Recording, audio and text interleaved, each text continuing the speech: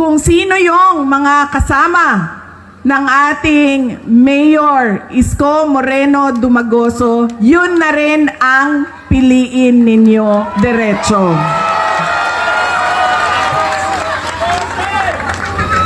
Dahil, tulad ng sinabi ko sa kanila, kung pipili kayo ng mayor dito, pipili kayo ng vice mayor sa kabila, pipili kayo ng 2 konsehal dito, 3 doon, o ilan bang, hati-hatiin ninyo ang boto, magkakagulo lang din ang inyong lokal na pamahalaan. Hindi makakagalaw ang mayor ninyo. Hindi din makakagalaw ang vice mayor ninyo.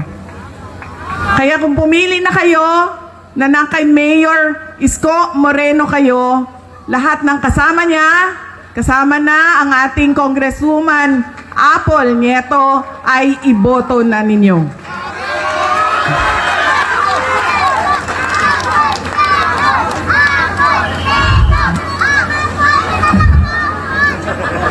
Hindi, para kay Joel Chua ito, antay ka.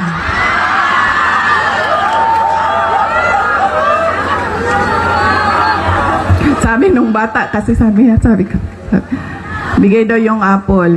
Ibibigay ko itong apple na ito kay Apple Nieto.